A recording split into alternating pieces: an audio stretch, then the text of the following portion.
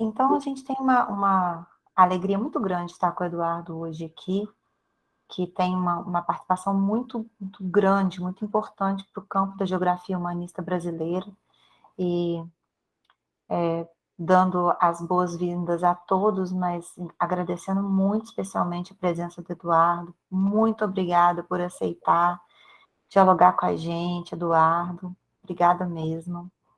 É um prazer enorme. A gente é o Grupo Caparaó, que é um grupo de estudos que estuda práticas corporais junto à natureza nos meios urbanos e rurais. Esse grupo, ele procura agregar professores, estudantes, todo mundo que está interessado em discutir, problematizar as temáticas das práticas corporais junto à natureza, e também numa concepção ampliada de natureza, enfim. Os objetivos do grupo são potencializar as discussões sobre essa temática das atividades, das práticas corporais, nos contextos da educação física e dos estudos do lazer, mas não restrito a eles. Proporcionar ações que possibilitem maior interatividade entre a academia e o pessoal que está fazendo isso na prática, galera da bike, galera do skate, galera da escalada, enfim, cicloturismo, né, trazendo e indo até, né, fazendo uma ponte, essa conexão tão importante. E entre também o setor público, privado, sociedade civil, enfim, e procurando ampliar, contribuir de forma qualificada com a produção, divulgação acadêmica e científica no assunto. Eu justifico, os líderes do grupo são Maria Cristina e o Luiz, que está com a gente hoje. Maria Cristina pediu desculpas, ela não está se sentindo bem desde ontem. E pediu desculpas e justificou a ausência. Dentro do Grupo Caparaó, a gente tem o projeto Trilhas do Caparaó, que é um projeto de extensão, e tem esse objetivo da gente ampliar, tem várias frentes o Trilhas, né? Ele é um projeto de extensão que visa promover encontros de diálogo entre pessoas que se dediquem à natureza, às práticas de aventura, das mais diversas formas, seja estudando, pesquisando, com atuação profissional, envolvimento em políticas públicas e outros. A perspectiva nesse encontro hoje da gente metade do tempo, né, ouvindo o Eduardo, e depois a gente vai fazer as perguntas. Quem quiser levantar a mão e fazer a pergunta, ou então, se não quiser, coloca no chat. A gente vai tentando organizar por blocos depois. Vocês sabem usar, tem a ferramenta. Hoje em dia todo mundo sabe usar o Meet, né? Ferramentinha de levantar a mão, coisa que a gente mais está fazendo. E aí, gente, assim, eu vou dizer para vocês um pouco do currículo do Eduardo, mas é um currículo tão vasto que a gente trouxe o texto da apresentação do Lattes, Eduardo, porque muita coisa acontecendo ao mesmo grupo de estudo. Ele faz coleção. Então, o Eduardo possui graduação em Geografia pela Universidade Estadual de Londrina e doutorado em Geografia pelo Instituto de Geociências da Unicamp, realizando a sua livre docência na área do Núcleo Básico Geral Comum, Sociedade e Ambiente. Atualmente é professor associado 1 da Faculdade de Ciências Aplicadas da Unicamp, onde coordena o Laboratório de Geografia dos Riscos e Resiliência, deve ser Lager, Isso. do Centro de Ciências Humanas e Sociais Aplicadas, e atua como professor permanente do Programa de Pós-Graduação Interdisciplinar em Ciências Humanas e Sociais Aplicadas. É professor também do Programa de Pós-Graduação em Geografia do Instituto de Geociências da Unicamp, é editor da revista eletrônica Geograficidade, do Grupo de Pesquisa Geografia Humanista Cultural, do qual é um dos coordenadores, coordena o NOMEAR, Grupo de Pesquisa Fenomenologia e Geografia da FCA Unicamp, é a vice-líder do Grupo de Pesquisa Métodos Mistos e Análises Multiníveis da FCA Unicamp. Tem trabalho principalmente com perspectivas fenomenológicas, discutindo ontologia, epistemologia e literatura, em busca de abordagens teórico-metodológicas da interdisciplinaridade contemporânea. Interessa-se pela interface dos estudos urbanos ambientais e populacionais, em especial mobilidade urbana, riscos e vulnerabilidade e experiência nos processos de mudanças ambientais. Eduardo, é com você, a palavra é toda sua e você nos honra em estar aqui. Espero que seja o primeiro de muitos e de vários contatos entre o Caparaó e todos esses grupos que você está lá. Eu peço o pessoal para manter o microfone desligado, só para não dar interferência. Okay. Obrigado, Thelma, pela apresentação e pelo convite. Eu quero agradecer a todos os membros do Grupo Caparaó por essa oportunidade de a gente conversar. Já estava na lista para a gente fazer isso desde o ano passado, né? Mas aí a gente conseguiu agora essa oportunidade. Eu espero que o outro encontro possa ser em Belo Horizonte, com uma trilha, né, para a gente fazer, né? Então, certamente vai ser mais interessante ainda. Mas agradeço bastante também todos os colegas que estão aqui para vieram prestigiar essa nossa conversa. O título que eu propus, né, eu pensei, porque me veio a encomenda de falar do Tuan, certo? Então eu pensei, o que é que eu posso conversar sobre o IFTUAN que potencialmente, né, mobilize discussão e interesse desse grupo que eu estou conhecendo hoje, apesar de eu ter conhecido Roberto e Thelma há um pouco mais de tempo. Esse título que eu acabei indicando, ele tem o seguinte objetivo, né, de pensar a propósito do conceito ou do uso que o Tuan faz de paisagem, né, essas relações humana-natureza que me parece atravessam o interesse do grupo. Né?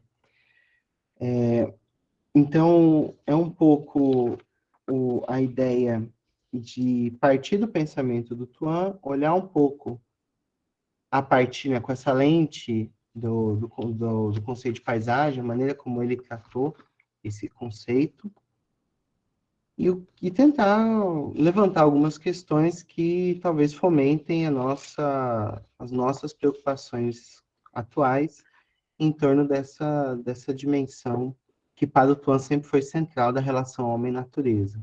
Tá?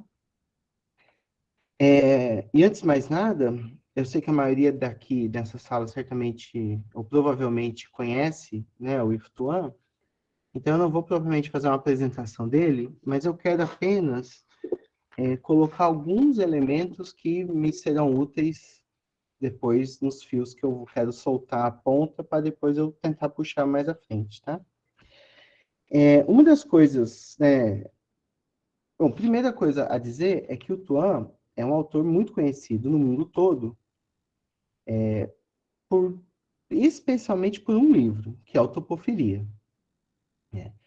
E ele é um livro célebre em muitos campos do conhecimento, e é um livro que, na época, era uma das poucas bibliografias, foi lançado em 74, uma das poucas bibliografias disponíveis, né, no, no conjunto acadêmico do Ocidente, que problematizava a questão do meio ambiente, que não por um viés técnico. Então, ele se tornou um clássico quase instantâneo, e ele continua nessa condição de um clássico, porque ele tematiza questões que, lógico, não é o Tuan que cria tudo isso, é óbvio, mas é um livro que figura como uma exceção nas prateleiras que estão preocupadas com as questões ambientais. E quando eu digo que, por conta de focalizar valores e percepção, né? E são esses dois termos, justamente, que eu quero demarcar aqui, porque eles expressam, como eu disse, não necessariamente uma originalidade, uma singularidade do Tuan, mas expressam a forma como ele se relaciona e bebe de movimentos de pensamento e movimentos sociais da sua época e traz para esse pensamento que ele constrói dentro e no contexto do pensamento geográfico. Uma dessas questões são o que se convencionou chamar de relações pessoa-ambiente, né, que, especialmente nos anos 60 e 70, no mundo anglo-saxão, ele está em pauta, né, nos estudos da psicologia, nos estudos da arquitetura e urbanismo, nos estudos que, de uma maneira mais geral, estão preocupados com as relações ser humano e espaço. Né? Então, por exemplo, uma referência que talvez também seja de conhecimento mais geral é um arquiteto urbanista estadunidense muito conhecido, que é o Kevin Lynch, que publica, em 1960, o famoso A Imagem da Cidade, né, que é um capítulo importante desse tipo de preocupação, ou seja, de investigar como que as pessoas se relacionam com os ambientes em que vivem, dito de uma maneira bem abrangente, né? E isso, é óbvio, é uma questão da filosofia que atravessa os tempos, mas que, em termos da ciência, ela começa a ser sistematizada e virando tema específico de atenção muito nessa época, né? Então, a relação entre percepção e imagem, né? A relação de uma relação, né, da experiência e da corporeidade via o ato perceptivo, ele está muito em voga na psicologia. O Tuan é um grande piagetiano, né? E o Piaget tem toda a discussão e a preocupação com a representação do espaço, né? E dessa também que atravessa as questões de que vai se chamar nessa época de percepção ambiental, percepção do meio ambiente, a imagem da cidade, imagem ambiental, e uma série de outras questões que têm interesse interdisciplinar de várias áreas, incluindo, é claro, a geografia. E esse é um braço dos estudos de psicologia, mas é um braço importante dos estudos ambientais nessa época, né? Então, que também mas em que lado dos estudos ambientais? Aqueles estudos ambientais que estão preocupados com planejamento urbano, com planejamento territorial. Então, a percepção do ambiente entra, muitas vezes nessa época, numa perspectiva de como tornar o nosso planejamento mais eficiente. Né? Precisamos entender como as pessoas veem o espaço em que vivem para a gente poder planejar melhor, no caso da arquitetura e urbanismo, né? Pensar a cidade de acordo com aqueles que vivem na cidade, ou seja, tentar. E nos processos de educação, é muito ligado à educação ambiental, né? Também. Então, isso é um dos aspectos que permeia, né, essa obra do Tuan, que começa lá nos anos 70, e que vai atravessando. A outra que eu quero destacar, e não são as únicas, né, gente? Eu só estou puxando o que interessa para a fala. A outra é uma formação clássica, que a gente pode chamar de clássica mesmo, porque é ligada às humanidades. As humanidades no seu sentido iluminista, né? Então, o Tuan é uma pessoa que se formou em grandes universidades da cultura erudita, um grande herdeiro, né, de um pensamento que tem no humanismo uma grande força de todo o movimento do seu pensamento. E aí, quando está falando humanismo iluminista, né? O humanismo que prioriza valores, que prioriza o ser humano, que inclusive considera a natureza muito nessa relação a partir e com o ser humano. Então, essa literatura, por exemplo, essa formação lega a toda a obra do Tuan uma força impressionante das artes, né? Em especial da literatura. Então, quando a gente lê o Tuan, ele sempre está falando dos filósofos, dos antropólogos, dos psicólogos, dos literatos, de todos ao mesmo tempo, e sem preocupação em ficar demarcando isso, que também é um traço muito marcante dessa tradição das humanidades, né? E com essa tradição vem o romantismo, né? Essa herança romântica que também reverbera diretamente na concepção do ser humano e na concepção da própria natureza e da maneira como essa relação ser humano-natureza acontece. Então, pelo menos essas duas grandes vertentes do pensamento que atravessam todo o pensamento do Tuan são muito nítidos quando a gente lê Topofilia e são muito nítidos quando a gente lê qualquer outra obra, né, do Yves Tuan. Agora, isso em termos de grandes preocupações. Em termos Mas a gente não consegue. em termos metodológicos, eu queria destacar duas coisas, né? Mas, de novo, gente, assim, uma coisa importante, né? Quem quiser uma análise mais detalhada da trajetória da obra do Tuan, eu recomendo a leitura da tese de doutorado da Letícia Pádua, que defendeu em 2013 na USP, só sobre a obra do Tuan. E aí tem esses elementos e muitos outros em detalhe, em profundidade, que ela se deu o trabalho de ler praticamente toda a obra do Tuan, publicada até então. Então eu recomendo para quem quiser se aprofundar mais aí no pensamento do Tuan. Mas, enfim, eu queria destacar dois aspectos, né, que aparecem de forma metodológica na maneira como o Tuan escreve e pensa suas obras. Uma é a fenomenologia. Fenomenologia, no Tuan, ela aparece às vezes de uma forma, como bom herdeiro da tradição humanista, né, do romantismo, ele não é muito esmerado na metodologia, né, porque ele não é um autor de ciências humanas como nós entendemos elas na constituição das divisões aí do século XX, né? Ele é muito mais o autor das humanidades. Então, essa parte de metodologia, como nós, das ciências, de quem está na herança das ciências humanas, cobra, é muito diferenciado, né? Mas, enfim, o que ele bebe da fenomenologia, que eu quero destacar, não estou dizendo que é só isso, é um procedimento que na fenomenologia se chama de variação eidética. O que é essa variação eidética, que vem lá do Russell, né?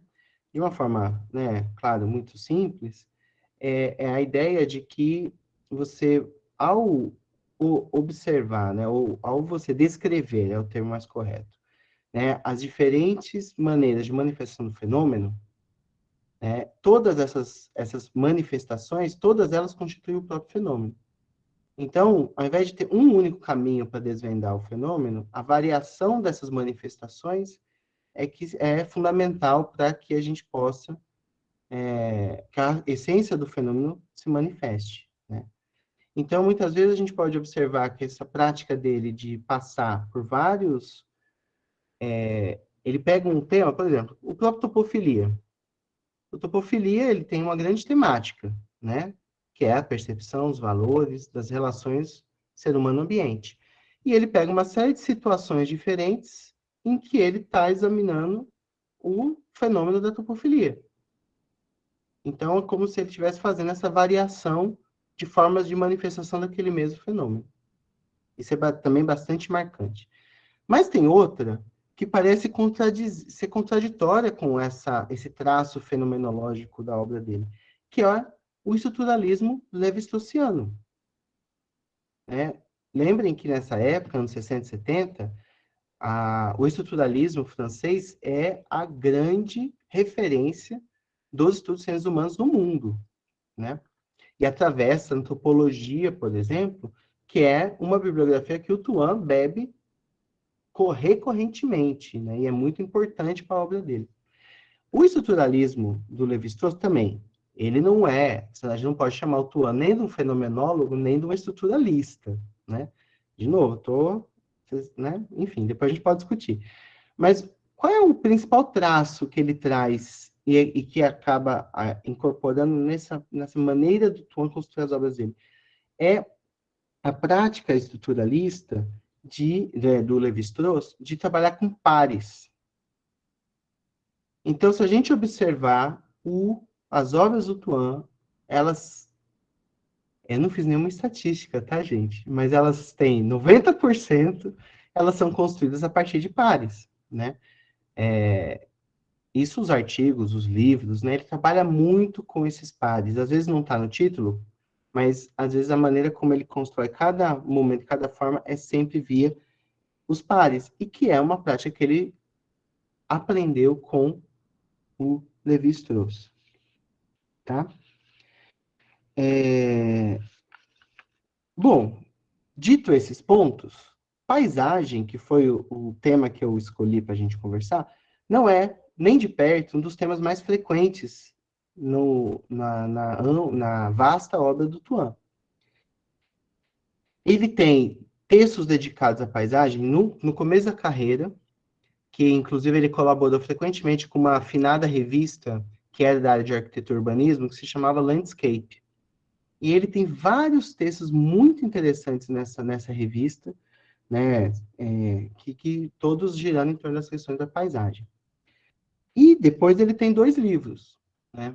Um livro de 79, que tem a tradução em português, Paisagens do Medo, que é um dos primeiros livros ainda do Yves Tuan, e um dos últimos livros, quer dizer, de 79, ele só voltou a ter um livro dedicado à paisagem em 2013, que é o livro Romantic Geography, né? Geografia Romântica, que o subtítulo é Em Busca do Sublime na Paisagem. Então, a minha ideia, depois dessa introdução, é pensar a paisagem nesse âmbito desse dualismo humano-natureza, certo? E como, ao mesmo tempo, né, que a gente não pode deixar de notar que a maneira como o Tuan trabalha com a paisagem carrega o momento, né, em que ele está construindo, nessas relações que eu mencionei, eu gostaria de propor que a gente pudesse olhar como que uma reolhada para a obra dele com outros elementos que talvez nos permitam ver mais do que apenas uma dicotomia entre humano de um lado e natureza de outro. E isso eu proponho porque é evidente que nós estamos numa época em que sustentar essa dicotomização entre homem de um lado, ou ser humano de um lado, né, e natureza de outro, nós temos uma lista de motivos para termos muito receio de simplesmente traçar esse corte, né, dicotômico com essa facilidade, né. E muitas vezes o Tuan é lido dessa maneira, né. Então, por exemplo, né, a articulação que ele faz entre espaço e lugar é frequentemente lida como se ele estivesse substancializando o espaço e lugar. Como se ele estivesse olhando para o lugar como uma coisa, o espaço como outra, como se eles fossem pares em oposição, né? E eu vou tentar defender que não é bem assim. Tá bom? Eu já falei quantos minutos, hein? 15? Mas é isso mesmo, tá certo, então. Tá bom? Então, ó, eu vou começar, então, olhando o Paisagem do Medo, né? Não sei se vocês conhecem ou não conhecem, né? Esse livro Paisagem do Medo, que tem a tradução de 2005. E é interessante porque,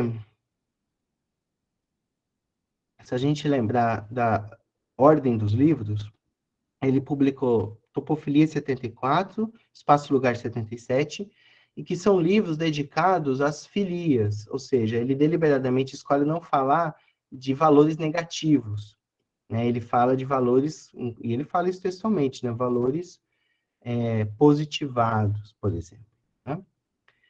E o Paisagem do Medo é um dos poucos livros que o Tuan lida com temas que, assim, grosseiramente, se fala como, né, negativo, positivo, como problemático, etc. E é justamente uma sequência, né? Os 3 livros, eles estão dentro do mesmo horizonte de preocupação da época do Tuan. E o que é maravilhoso, né, nos livros do Tuan, é que, como eu falei, não tem muita metodologia, não, né? Qualquer livro do Tuan não passaria na banca de doutorado atual, não é? E o que alguns vão achar que é negativo, mas talvez nem tanto, né? Mas olha só, lá na página 12, ele diz o que ele entende por paisagem. Paisagem como termo tem sido usado desde o século XVII, é uma construção da mente, assim como uma entidade física mensurável. E é só o que vocês vão ter dele no livro todo. Então, por isso eu tenho que repetir, né? É uma construção da mente, assim como uma entidade física mensurável. Paisagens do medo, que é o termo do livro, portanto, diz respeito tanto aos estados psicológicos como ao meio ambiente real. É interessante, né? Porque essa tão singela, né? Conceituação, se a gente puder chamar assim, do termo-chave que ele vai trabalhar durante o livro todo, ele expressa muito bem o compromisso e a ligação do Tuan com essa bibliografia da psicologia, especialmente a psicologia genética, né? Que está preocupada com os processos cognitivos nessa relação homem-ambiente, né? Então, vejo que a própria escolha da terminologia, né, e a tradução corresponde aos termos em inglês também, ela está muito circunscrita a essa visão psicológica, ou da psicologia genética, né, das construções cognitivas, mentais, e nessa relação com a materialidade, né? Quando a gente passa a ler o livro, nós vamos ver paisagens do medo. Então, nós vamos ver uma série de paisagens do medo, né? O medo da criança em crescimento, a criança como natureza e formação, sociedade sem medo, calamidades naturais e fome, medo de doença, né? Medo da natureza humana, humilhação pública, medo na cidade, etc, etc. Então, o que ele vai fazer em todos esses capítulos, né? Ele vai... porque quando ele fala estado da mente, estado psicológico, ele não está falando, ele está sempre lidando com a ambivalência indivíduo-coletivo, que ele também está bebendo da psicologia, né? Então, como se manifesta no indivíduo, na verdade, para ele, expressão dessa paisagem que não é individual, mas é essa construção coletiva que acontece nas mediações entre o que ele chamou ali, né, de ambiente que pode ser mensurado, seja um ambiente físico, as formas de pensamento e a própria cultura. E a esse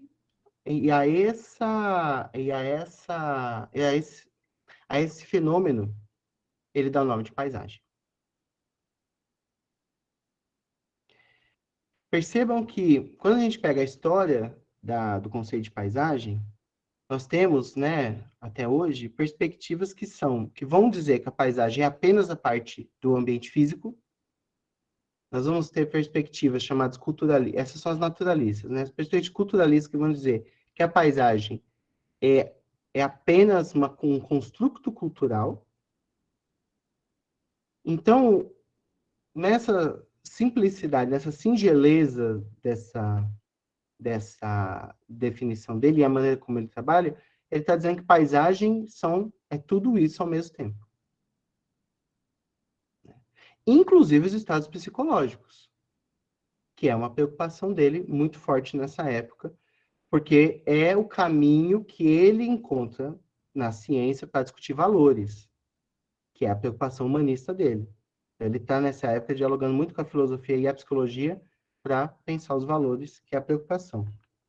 Então, também, quando nós estamos olhando para essas paisagens do Tuan aqui, as paisagens do medo, nós estamos vendo valores sociais, nós temos valores culturais, que são construídos nessa mediação de percepção, experiência, cultura, processos cognitivos, materialidade do próprio ambiente, ou seja, características próprias desse ambiente e não daquele. E o termo paisagem não é o termo que ele vai usar para chamar o ambiente físico. Ele vai chamar de paisagem aquilo que expressa a interconexão de todas essas dimensões. E é interessante, né? Porque esse espaço e lugar era para ele, né? Ele pensou eles enquanto um par. Paisagem não tem par, né? Porque a paisagem é a própria expressão dessas articulações, aqui no Iftuan. Ah, sim, e tem mais um. Não, eu vou deixar isso para lá, qualquer coisa a gente fala depois. Vamos passar para o outro livro, senão o tempo fica muito extenso e aí fica chato. O outro livro, que é separado por, né, mais de 2 décadas, né, mais de 3 décadas, na verdade, né, é um dos últimos livros do Tuan, esse. Esse é interessante, né, porque os primeiros livros do Tuan, ele está muito preocupado, ele está bem no bojo do nascimento da geografia humanista.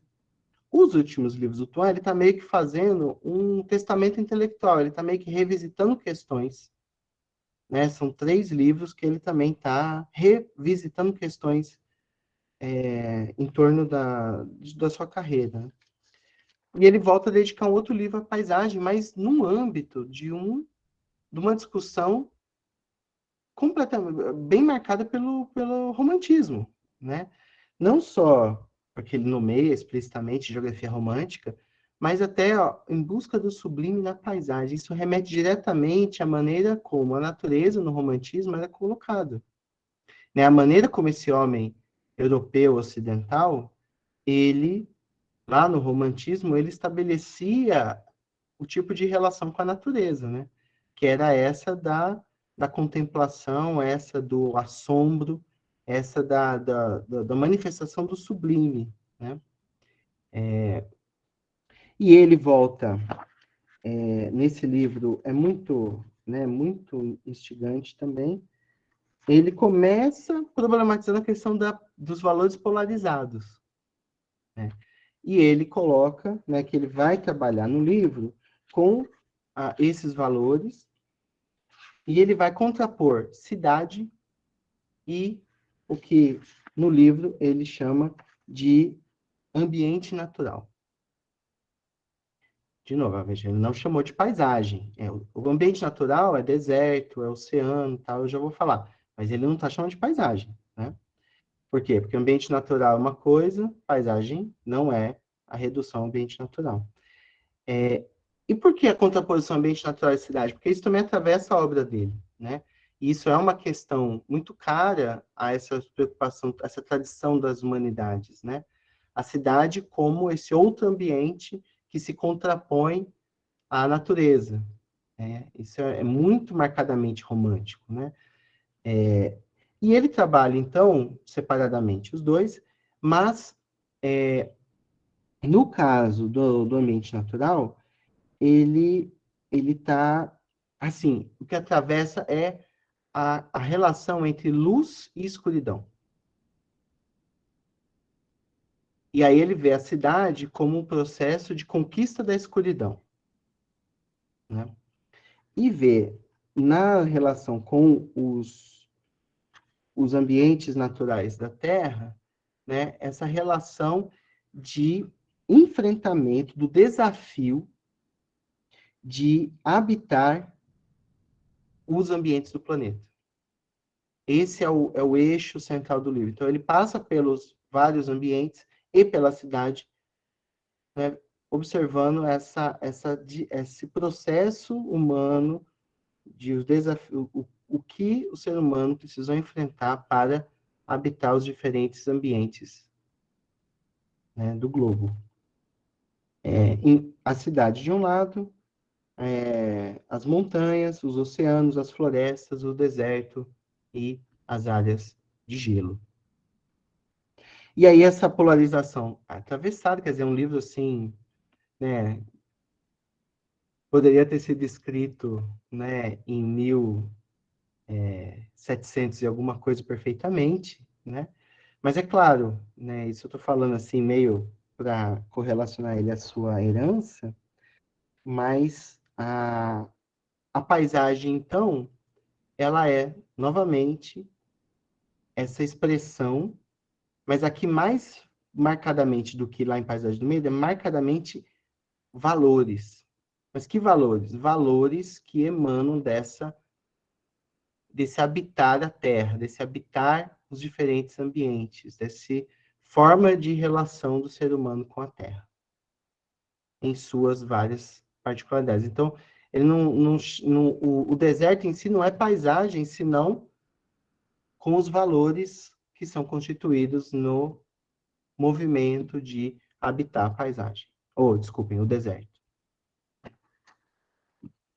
Bom, o meu tempo vai indo. E qual...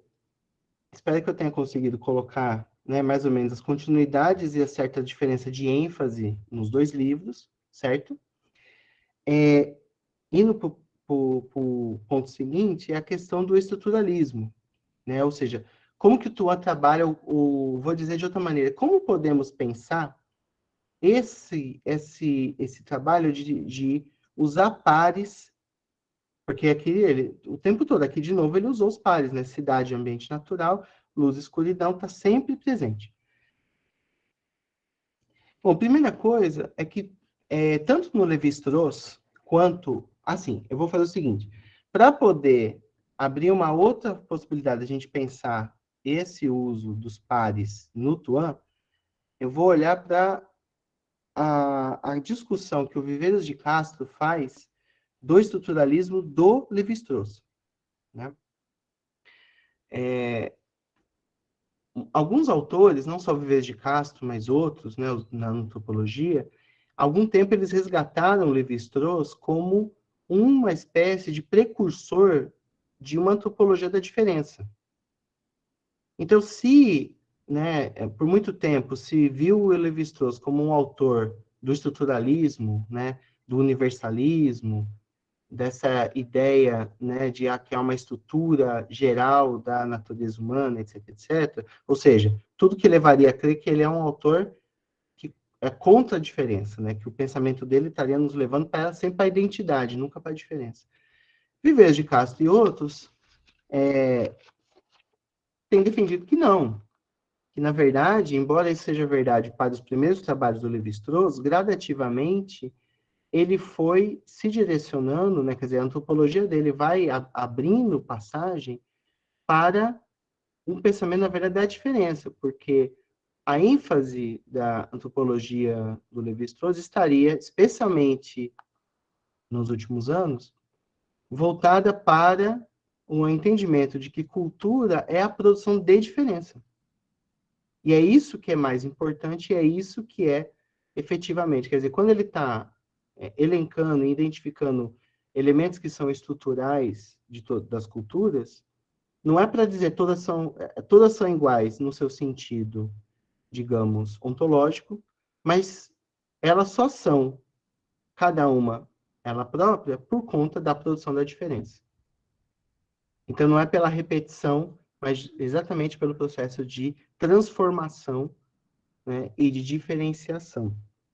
E isso acontece justamente por conta de um plano, né? O Viveiros de Castro chama de dualismo em perpétuo desequilíbrio, num plano de transformação.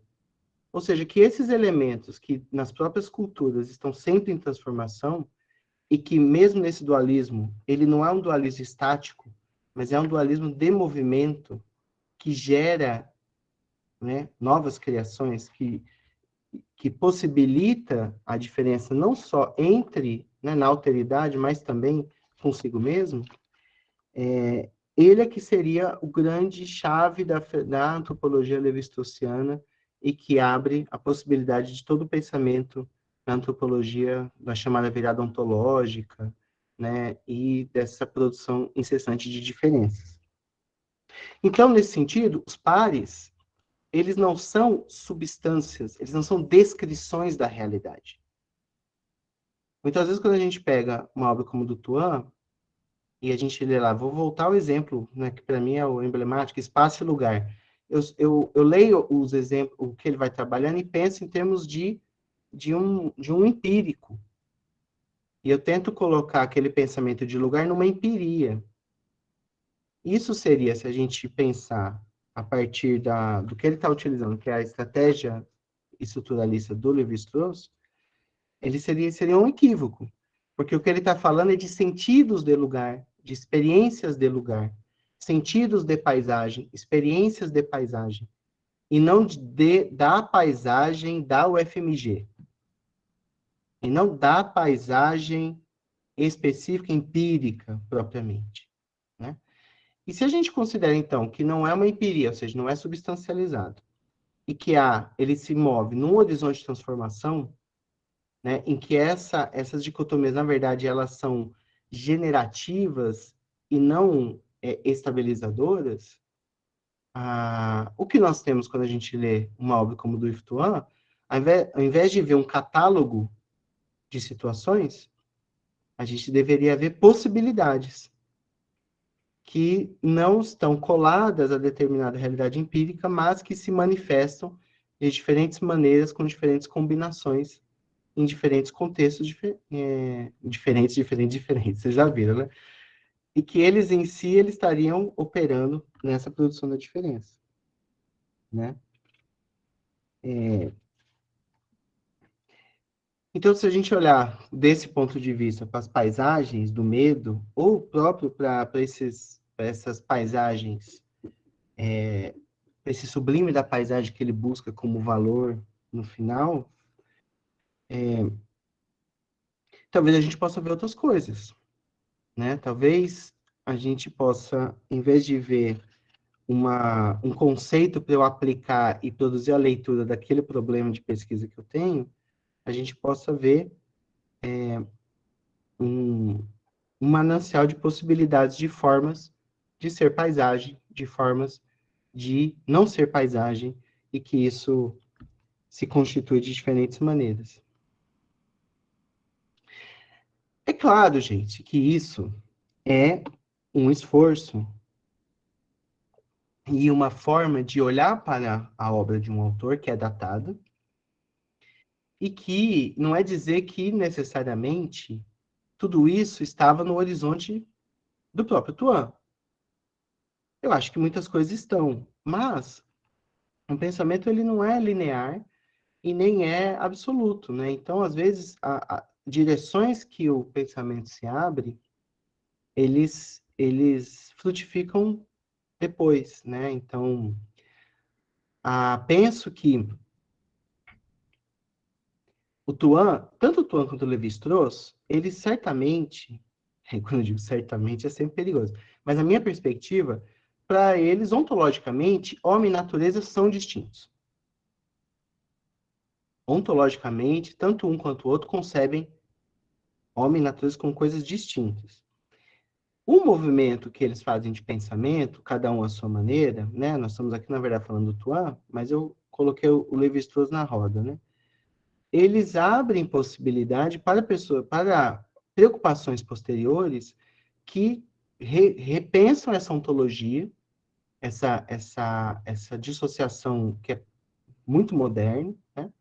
E que, por caminhos diferentes, vão colocar isso em questão. Mas isso não quer dizer que,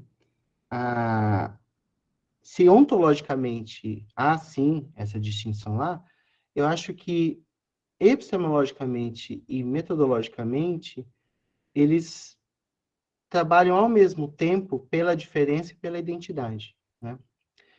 E aí, quando nós, leitores de 2022, né, nos voltamos para essas ideias desses autores, tanto nós precisamos conseguir contextualizar na época as preocupações que eles tinham, mas também nós podemos fazer novas aberturas, né? E isso para dizer que eu vejo hoje, né, eu leio o Tuan hoje, menos como um autor que simplesmente representa uma continuidade com as nossas preocupações atuais, mas também não vejo uma simples ruptura, né? Eu acho que nós temos aí processos de encontros e desencontros com o pensamento dele, e nesses processos de encontros e desencontros, muita coisa interessante para as nossas questões, elas podem aparecer. Por exemplo, essa ideia de que a paisagem, ela poderia ser, talvez, aí, eu estou aqui, né, jogando para a gente pensar, parte desse plano de transformação, e não um componente de um lado ou de outro dessa ontologia. Mas, enfim, acho que é isso que eu queria colocar para a gente conversar. Espero que que vale a pena aí para vocês a gente trocar umas ideias a partir disso. Muito obrigado pela atenção aí, pelo me ouvir. Obrigada, Eduardo. A gente abre para perguntas e eu vou ler a primeira da Fabiana Pereira Correia. E quem quiser também levantar a mão ou digitar, fica à vontade, aproveita a oportunidade. A Fabiana pergunta: como a perspectiva do sentido de paisagem em Tuan pode auxiliar no planejamento e implementação de políticas públicas ambientais em territórios municipais? Oi, Fabiana, tudo bem? Obrigado pela pergunta. Eu acho que, não só no sentido de paisagem, né, mas toda a obra do Tuan, ela aponta muito para a importância dos valores, né, como bom humanista, né. Não só a importância dos valores, mas também essa imbricação das dimensões e como todas elas são atravessadas por esses valores, né. Pensar planejamento e políticas ambientais que não consideram os valores, para mim, é muito, é muito difícil pensar que essas políticas vão redundar em potencializar a qualidade de vida das pessoas, e dois, que as próprias pessoas implicadas nos processos, elas terão condições de se apropriar daqueles lugares em que essas políticas estão sendo implementadas, né? Então, uma, um planejamento que se guia por uma perspectiva, se fosse, né, se a gente fosse falar, né, Fabiano, um planejamento à la Tuan, é claro que o Tuan nunca chegou a se preocupar com isso, né, pelo menos não chegou a escrever sobre isso. O planejamento tem que começar de baixo para cima, né, e ele não pode considerar apenas as forças estruturais de constituição material, mas ele precisa também incorporar e considerar essa perspectiva valorativa e abrangente que o próprio conceito, a ideia de paisagem nos oferece, né? Não sei se eu ajudei ou não, mas acho que é por aí. A gente passa para o Tiago, depois para o Roberto. Boa tarde, pessoal. Boa tarde, Eduardo.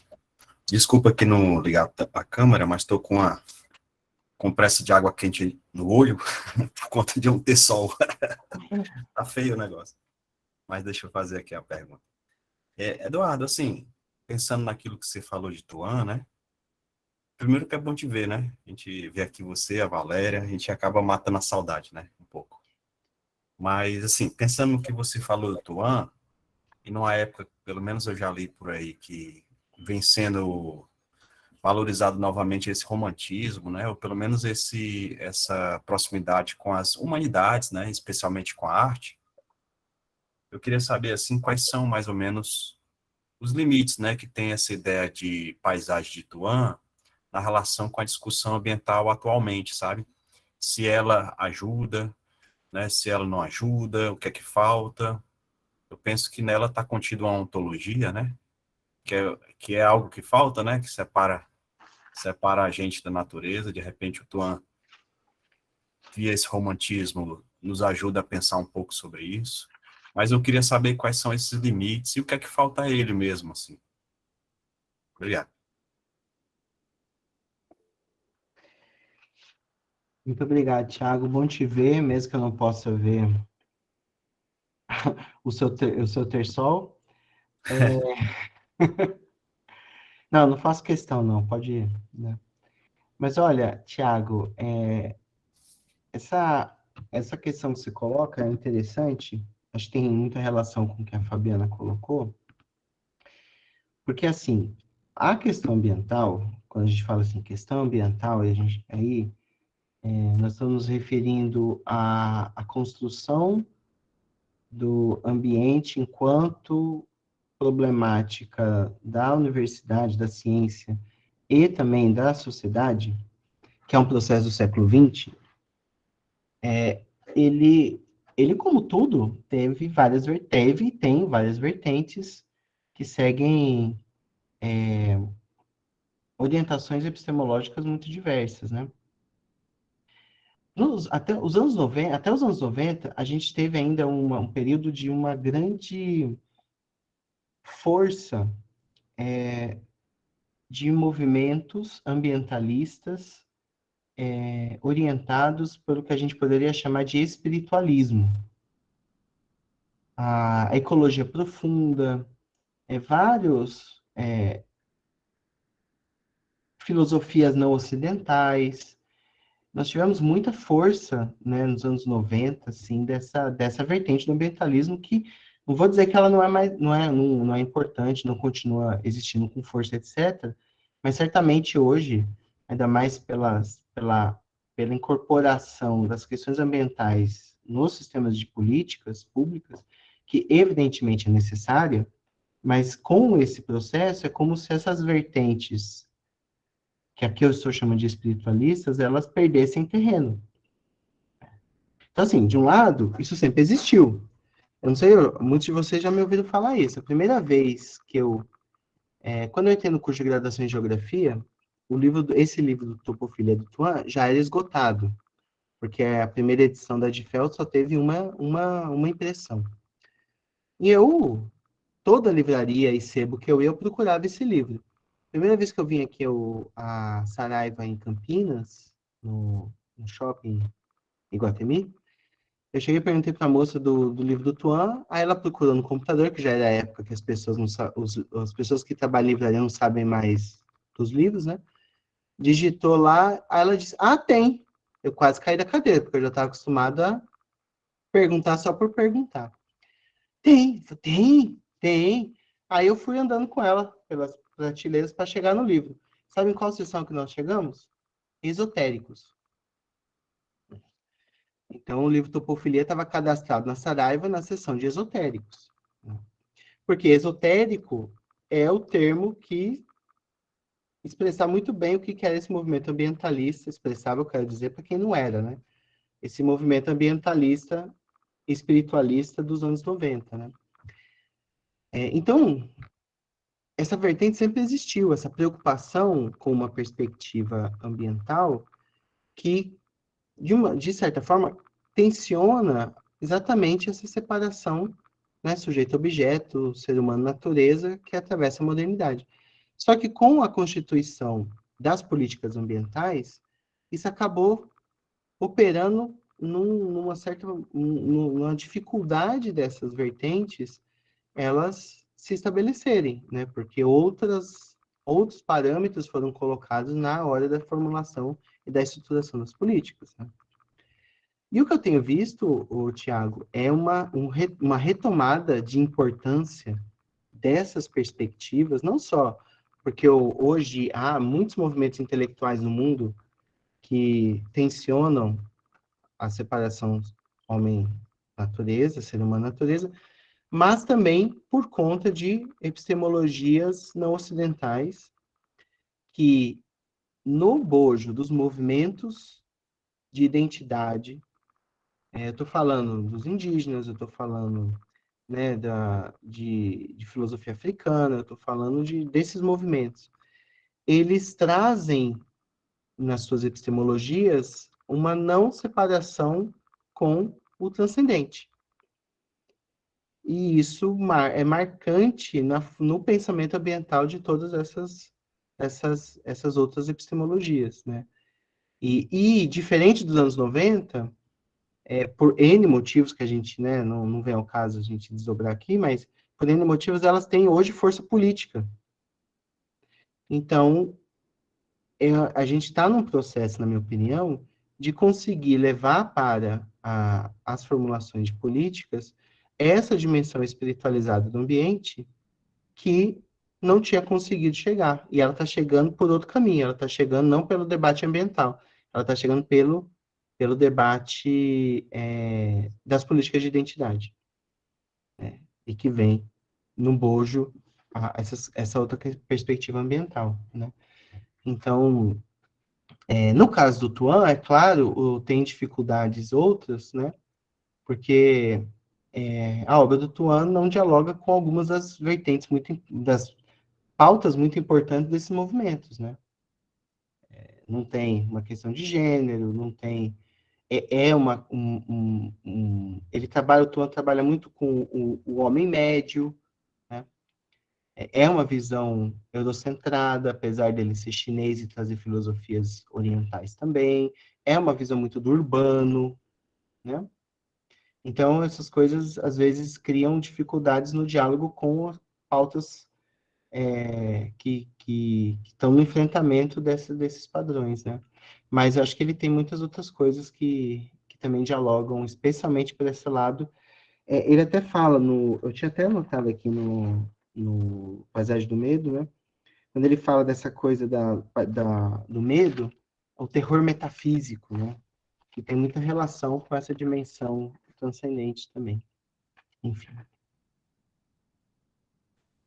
Obrigado, Eduardo. Um abraço, viu? Parabéns pelo evento, pessoal.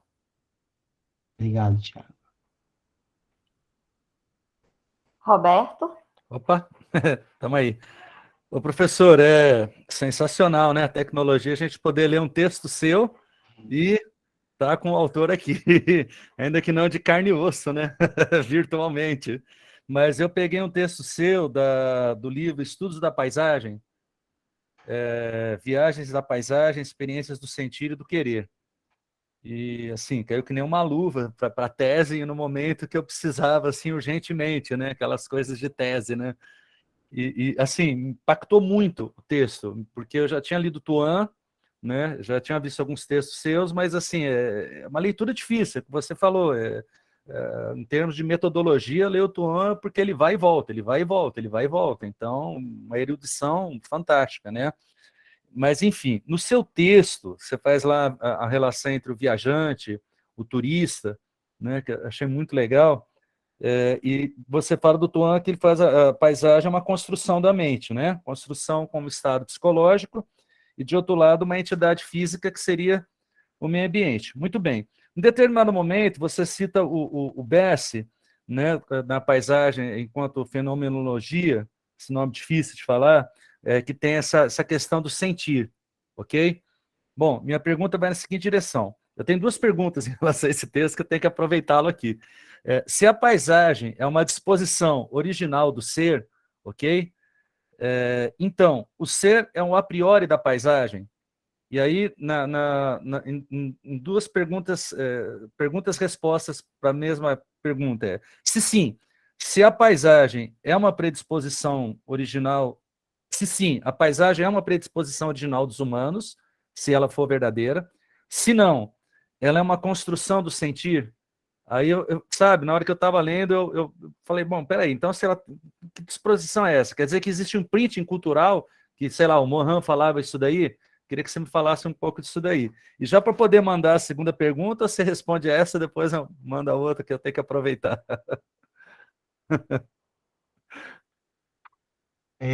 Isso daí é armadilha, hein? Eu tenho que prestar contas do que eu escrevi. Tá público, cara, rodou. Enfim, muito obrigado, Roberto, pela questão. Eu particularmente gosto muito daquele texto, né? Eu gostei muito na época de fazer ele e tudo, e foi por ocasião de um evento, inclusive, que é dessas interfaces, né? Dos estudos de turismo, viagem, literatura, que a Ida Alves organizou na UF, né? Lá em Niterói. Mas a sua questão, olha só, como é que eu posso lhe responder? Na minha perspectiva, Roberto, essas questões, assim, de o que vem antes, o que funda o quê,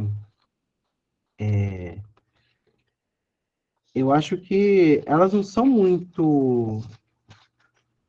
Eu acho que elas não são muito úteis para a gente.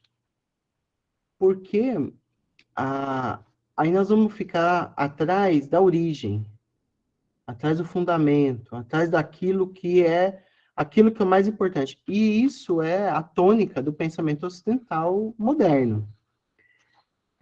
E quando a gente segue por esse caminho, o que acaba acontecendo? Quando a gente acha aquilo que nós consideramos que é o fundamento, o movimento cessa. Então, assim, se a gente para pensar nos processos aí que cada um pode pensar na sua respectiva ciência, né, que trabalha. Nos processos aí que ao longo do tempo se a gente usar a linguagem do Thomas Kuhn, né, teve a crise, e aí tem o período de revolução, que os paradigmas estão em disputa, e alguém vence e se estabelece, né? Então a gente sempre vai achar, se eu pegar o caso da geografia, né? A geografia já foi a ciência da paisagem, já foi a ciência da região, já foi a ciência do espaço, e agora diz que é do território. Aí quem quer voltar lá nos gregos e dizer que sempre existiu geografia, diz que a geografia é estudo da relação sociedade, ou é estudo da relação sociedade-natureza, que aí remete a Heráclito, né? Olha que chique, né? Ou é estudo de diferenciação de áreas, então a gente seria herdeiro de Heródoto. Ou a geografia é ciência da Terra. Então o nosso pai é Aristóteles, né? Ou é ciência do espaço. Nosso pai seria Ptolomeu. Né? Então, assim, aí quando você vai estabelece alguma, seja nessa longa duração, seja aqui mais perto, território, paisagem, uma hora a questão é a classe social, outra hora a questão é a organização do espaço, a outra hora é o agenciamento, a outra hora é a corporeidade, sabe? Então, é por isso que eu acho que não nos ajuda muito. Mas, se a gente pensar dentro desse texto aí, no que esse texto estava se propondo, a resposta mais simples seria, como é emergência, é ao mesmo tempo. Não é antes nem depois. Né? Porque é sendo. Não tem uma preparação para o ser. Né? O ser é enquanto ele é sendo. Não tem um jeito melhor de dizer isso. Né? Então, não é reflexo daquilo que estava vindo, né? Não é mero reflexo do que está vindo, ele não é consequência, nesse sentido, né? Factual, literal, mas ele é enquanto acontece. E aí a emergência, ela é simultânea. Então, a paisagem não antecederia, nem seria a posteriori, né? Ela é o próprio modo de ser. Dito de outra maneira, é isso. A paisagem é o próprio modo de ser. Poderia dizer que ele é existencialista, então? Como assim? No sentido de estar sendo. Então, mas por que chamaria de existencialista? É porque você teria um aspecto hedonista de estar vivendo aquela coisa. Olha, não, tudo bem, eu diria que é uma dimensão hedonista. Eu diria que é ontológica. Né? Mas, Que, por exemplo, ó, vem em relação à segunda pergunta que eu ia fazer para você. então Que aí faço. você fala das paisagens enquanto viagens por paisagens. Achei fantástico esse conceito. E você fala assim, há um preenchimento pela vontade de experiência. Né? Por isso que eu perguntei se ela seria essa coisa existencialista e hedonista. E você abriu o texto com o Michel Onfray, que, puta, achei fantástico, não conhecia esse filósofo não, fui atrás do cara, maravilhoso. E aí vem uma pergunta assim, sabe? As viagens por paisagem. Então, pensa assim, ó, pode-se dizer, então, que é uma vontade de potência, que é um sentimento hedonista, que, por exemplo, se não rompe com o sentimento judaico-cristão, pelo menos possibilita uma experimentação do homem com a terra. Sabe? Porque se ele tem esse aspecto hedonista, e há esse problema judaico-cristão, e essa ideia assim me despertou por conta do Michel Onfray mesmo, né? Falei, puxa, esse cristianismo tinha que acabar, cara. Esse troço daí é uma porcaria, cara. Isso daí limita as pessoas, né?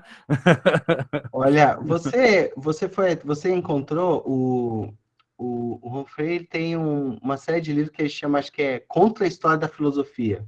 Não, vou anotar aqui. E ele é um catatal lá de livro que ele, tipo, ele reescreve a história da filosofia de outra maneira, né? E lembrando dos meus professores da graduação, eles diriam assim, esse autor é perigoso. Ele mexe muito nas gavetas, sabe? Muito nas gavetas, assim. Ele é muito polêmico, né? Muito polêmico. Mas, enfim. Porque eu fiquei pensando assim, professor, se tem esse aspecto judaico-cristão, o Tuan, ele fala da questão da paisagem romântica, dos alemães, ele vem trazendo todo aquele romantismo. Quer dizer, a gente já vai pensando no caso do turista, né? Eu estudo cicloturismo no caminho da fé. Uhum. Então, pensando assim, o cara ele já vem com uma predisposição, com uma pré-imagem já pronta daquilo, como se você já vivesse a viagem pela tela. Né? Então, quer dizer, isso daí e ainda um caminho de fé, de religiosidade, etc. O cara já chega com essa percepção. Uhum. E aí, quando eu fiz as entrevistas e fui obtendo respostas tal, mais da metade das entrevistas que eu encontrei foram de sentimentos imediatos, assim, que o cara não estava nem aí com a fé, estava andando de bicicleta porque estava afim de andar de bicicleta, né? Então, pensando assim, pô, então ele limita esse pensamento judaico-cristão, ele limita, e ao mesmo tempo que a gente vive hoje um momento que talvez tenha um peso menor esse cristianismo, ou isso esteja finalmente acabando com os dias contados, não sei, né? Espero que sim. Isso parece que tem deixado o homem mais laico, né? Talvez não na nossa sociedade, né? Que nos dias atuais a coisa está complicada para a gente no Brasil. Mas pensando em questão de humanidade, né?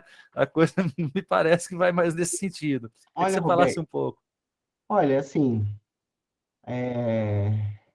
acho que agora eu entendi o fundo aí da questão, né? Eu não sei se o problema é o judaico-cristão, né? Porque não sei se o que você relata não poderia acontecer também num templo budista, né? Numa ida à Meca, né? Enfim. O que, para mim, um dos aspectos pelo menos, né, do que eu acabei de ouvir de você, né? Bom, primeiro, é a dimensão da experiência. E como a experiência, ela tem aquele sentido do atropelo, né? Do ser atropelado, do ser deslocado, né? Do causar o impacto.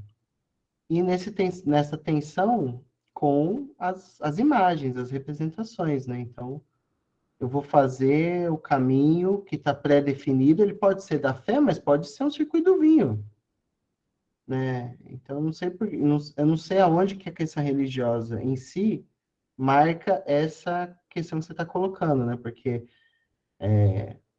a essência do circuito turístico não é essa, né? De oferecer um roteiro, inclusive de prometer a sensação, né?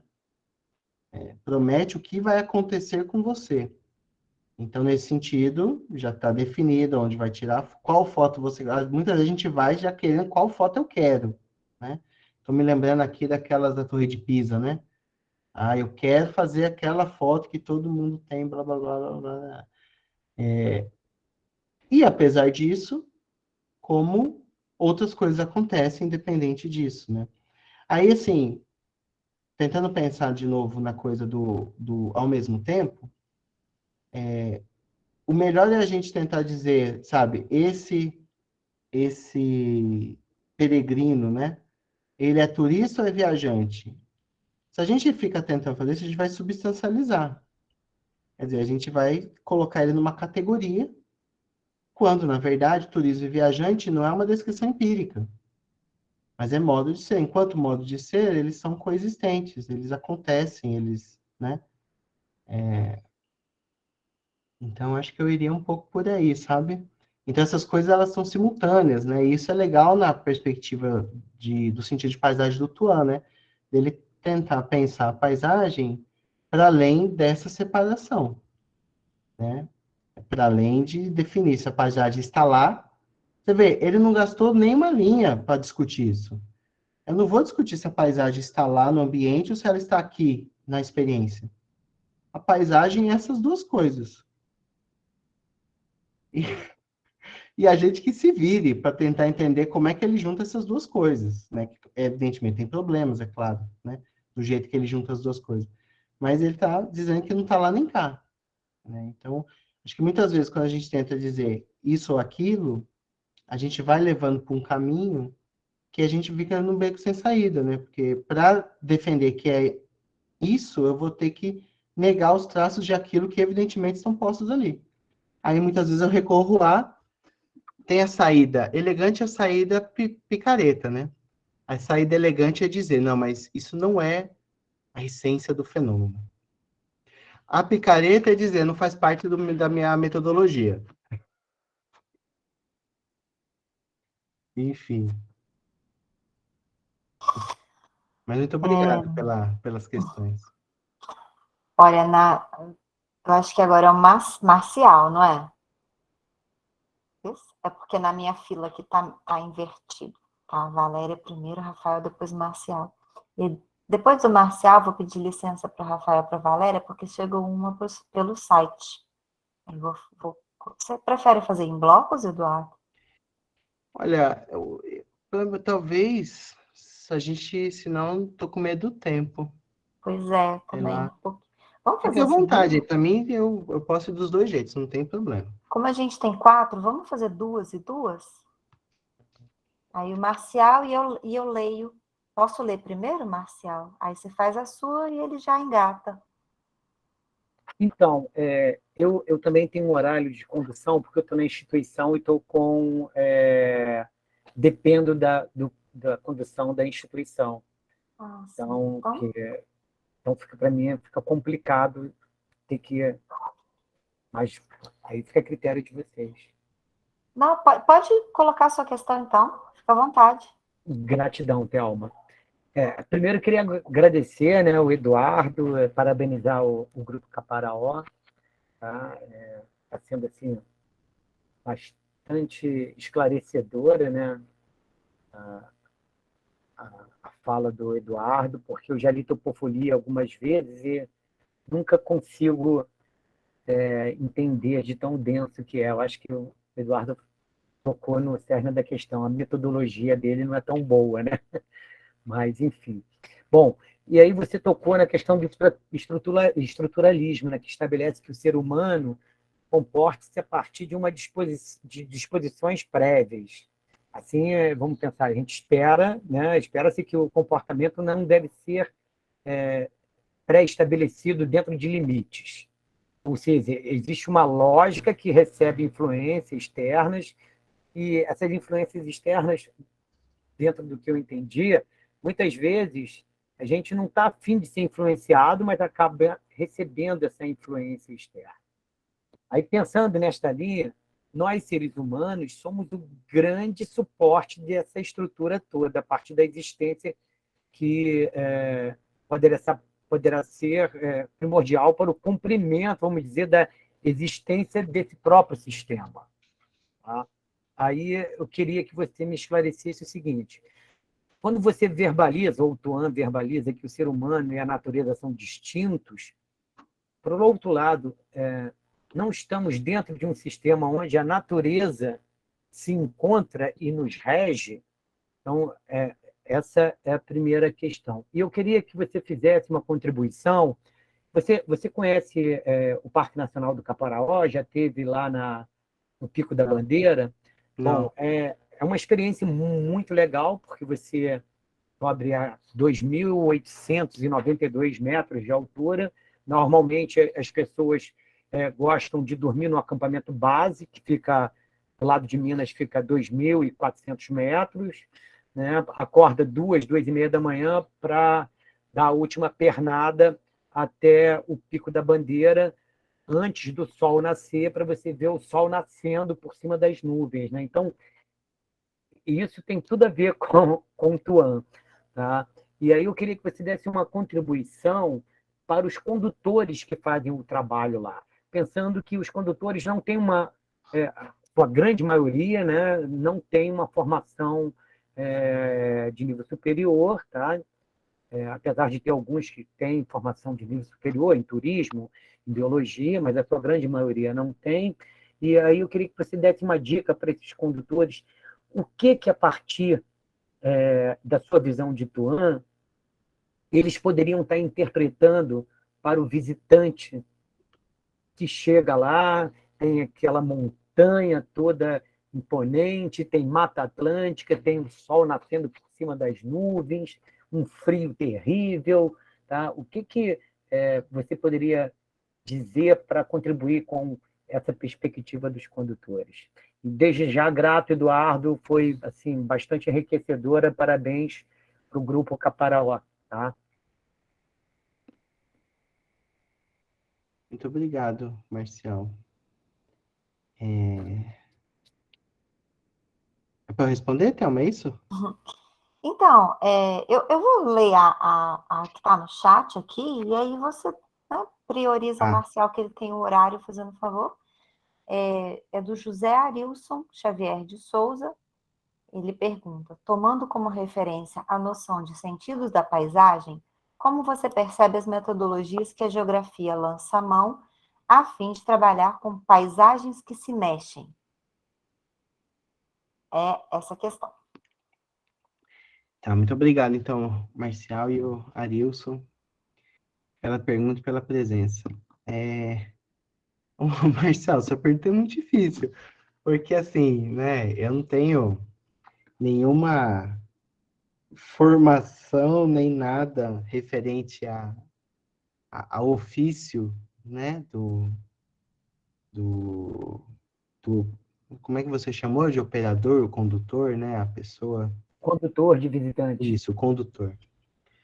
Mas assim, então, o que eu posso falar é com total descompromisso, porque eu não tenho nenhuma capacidade de falar sobre o que eles deveriam não fazer. O que eu posso dizer é o seguinte, que uma das questões que permeia essa relação, que até está lá um pouco desses incômodos que apareceu nesse texto que o Roberto mencionou, é um pouco entre, que não é só no turismo, né? Que a ocasião lá é pensar no turismo, mas entre o, o peso que as representações sociais elas têm na nossa experiência e percepção cotidiana, e qual o espaço, né, sem trocadilho, ou qual é a abertura, vamos ficar assim, melhor, qual a abertura que há no nosso cotidiano para outras experiências, para esses deslocamentos, para uma experiência nesse sentido do deslocar-se, né? Do ser deslocado, ou, se a gente quiser usar um outro termo, de uma experiência que seja abismática, né? Que, lá no romantismo, ele chamava de sublime, mas o sublime não é exatamente essa mesma coisa, né? Eu acho que é muito difícil que, se o roteiro todo já está tão estruturado à medida que, né, eu vou para coletar aquelas experiências pré-definidas, a pergunta que eu faço é qual é a abertura que tem nesse trajeto para o inesperado, para que aquela paisagem, por exemplo, ela não seja a moldura, ou ela não seja o que eu estou vendo, mas que ela seja a situação, propriamente dita. Então, eu poderia dizer assim, é um deslocar do ver a paisagem para o sentir a paisagem. E não dá para sentir muita coisa se alguém estiver falando o tempo todo, né? Então, se a gente está caminhando na mata, se a gente está caminhando no parque, e estamos todos conversando, contando piada, o espaço para esse sentir está reduzido. Ele está impossibilitado? Claro que não, mas ele está reduzido, não é? Se a prioridade é o discurso falado do guia e não o caminhar em si sentido corporalmente, então a prioridade está dada, né? A hierarquia aí está dada. Então, de novo, a abertura para outras possibilidades de sentir e ser invadido pela paisagem, um termo que o Merleau-Ponty usa, né? Que é maravilhoso, né? Ser invadido pela paisagem, esse espaço todo está reduzido, né? Então, a pergunta que eu faria é como a gente pode organizar caminhadas, trilhas, exercícios ao ar livre, etc., etc., no qual essas aberturas existam. O que quer dizer que pode ser que ao final não tenha acontecido, né? Porque se você deixa em aberto, isso não é uma positivação absoluta, né? Pode ou não pode acontecer. Por quê? Porque a gente está considerando que há várias variáveis em jogo, inclusive esse estado de ânima daqueles que estão os caminhantes, né? Então, não sei se vai muito na direção, mas eu penso um pouco por aí, né? Quanto ao José Arilson, a sua pergunta... Olha, José Arilson,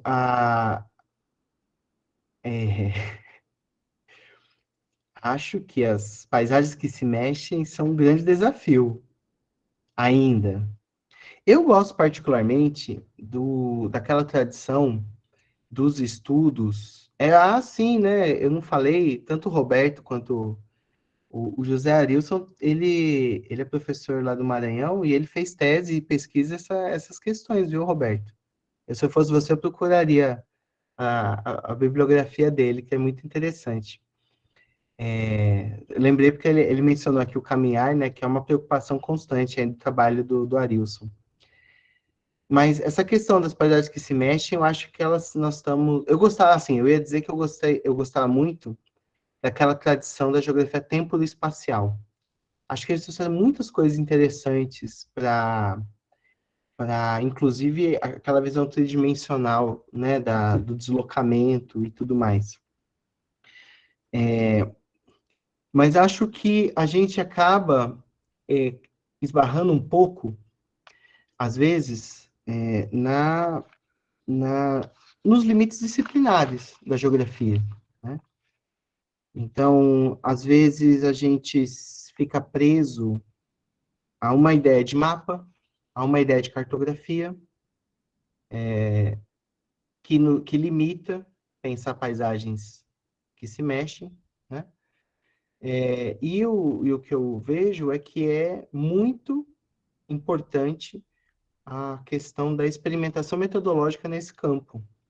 Mas uma experimentação metodológica ao que a discussão de paisagens em movimento demanda, ela certamente mexe também com bases ontológicas e epistemológicas da disciplina, né? E aí que as coisas podem ficar um pouco mais complicadas. Mas, em geral, eu vejo, então, né, para ser pontual, eu acho que tem uma herança da geografia tempo-espacial que a gente não mobiliza a potência que ela tem. E também considero que atualmente que se chama de mobile methods, eles têm trazido muitas possibilidades, né, de metodologias para trabalhar com movimento, e nós aqui no Brasil, especialmente, ainda não nos aproximamos ou nos apropriamos muito disso, ou nem criamos muita coisa, né? E certamente, respondendo mais diretamente a sua questão, sentido de paisagem, para trabalhar com esse tipo de paisagem, ele certamente talvez demande que a gente se locomova junto, e também que a gente não pode aceitar, né, uma paisagem que seja ou naturalista ou culturalista, né? E isso muitas vezes é mais fácil de falar do que trabalhar. Enfim, não sei se foi na direção que você tinha pensado, Arilson, a gente pode conversar mais também. Ô, Thelma, pode pedir uma carona aí? Na pergunta aí? É o seguinte, esses estudos da geografia humanista, me parece que, embora sejam antigos, com a tradição do Sauer lá de 1925 e tal, mas ele parece estar começando a ter ressonância agora entre a gente, né? Vamos dizer assim, a gente tem uma tradição de geografia, eu sou da história, não sou da geografia, mas para mim me parece que isso é uma coisa muito recente. Queria que você falasse um pouco sobre isso, assim, né? Desse movimento agora, por que disso agora, por que, né, esse despertar agora para essa geografia humanista? E se tem um preconceito, você que trabalha com geografia humanista, perante os pares, assim, o que você pode falar? Aí a gente faz outras junto, né, Thelma? Obrigado, Roberto. Então, vamos fazer esse bloco com o Rafael, depois a Valéria? Eu acho que pode Rafael, juntar, pode ser junto, isso. pela hora, né? Vamos, Rafael e Valéria. Rafael, você pode abrir seu microfone. Boa tarde. Eu posso fazer depois da Valéria. Ela levantou na minha frente. Ok? Obrigada, Rafael. Perdão, Valéria, perdão. Nossa, imagino, bobagem. Eduardo, bom Você estar foi aqui, legal. bom te ver. Bom, primeiro, parabéns pelo evento, né? Obrigada aí por trazer o Eduardo aí, né, pra gente. Eduardo, eu queria, assim, compartilhar com você uma angústia, né? Até em função do que você trouxe do Tuan. Sério? Você tá angustiada? Nossa, Sempre, eu não sabia eternamente. isso. Ô, Roberto, você está falando da casa da geografia humanista, quem trabalha com a geografia humanista é um eterno angustiado, para o bem, porque é a angústia que nos move. Mas então tá, Eduardo, continuando na angústia de sempre, e quando você traz a ideia, né, não sei se eu posso falar assim, do Tuan, de paisagem do medo, né?